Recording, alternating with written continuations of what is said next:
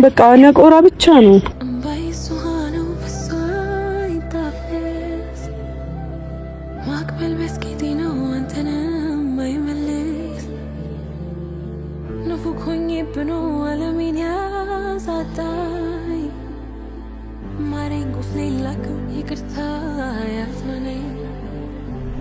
ሁልጊዜ ነቆራ ብቻ ሁሌ በቃ ዛሬ አሁን የመጨረሻ ቀን ነው። ምንም መነቋቆር አያስፈልግም እኮ ግን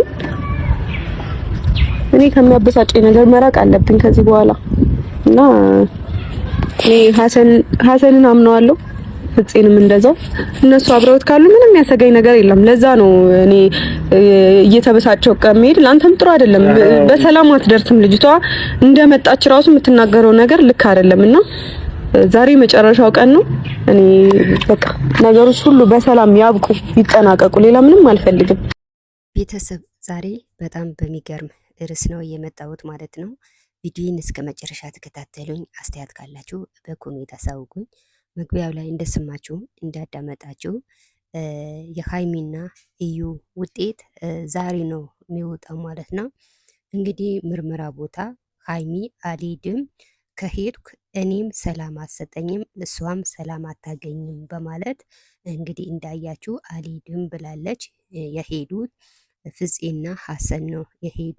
ፍፄና ሀሰን ከሄዱ በእነሱ ብዙ እምነት አለኝ ብላ ተስፋ አስቀምጣለች ማለት ነው። እንግዲህ ውጤቱ ዛሬ ነው የሚወጣ። የእዩ ጉድ ዛሬ ነው የሚታየው ማለት ነው። እንግዲህ ቪዲዮን እስከ መጨረሻ ተከታተሉኝና አስተያየት በኮሜንት ትሰጣላችሁ ማለት ነው።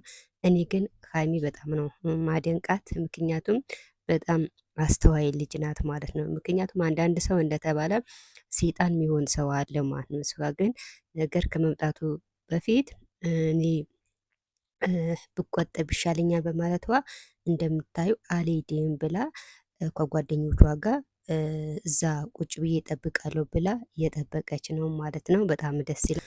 ሃይሚ አስተዋይ ናት የምንለው በምክንያት ነው ማለት ነው። እና ሃይሚ በጣም ጎበዝ ናት፣ ጀግና ናት። ምክንያቱም ምንም ቢመጣ ከጎንህ ነኝ፣ እንዳይከፋህ እንዳይደብርህ ብላ ሞራል ሰጥተዋለች። እና እንግዲህ ውጤቱ ምን እንደሆነ በጉጉት እየጠበቅን ነው፣ እነሱም እየጠበቁ ነው። እንግዲህ ያው እነ ሃይሚ እነ ብሩኬ ያው ምስክር አላቸው። እሷ መጀመሪያ ተስፋ ቁረጪ ስትባል አልቆርጥም በማለት ያው ሁላችሁም እንደምታውቁ ግግም ብላለች።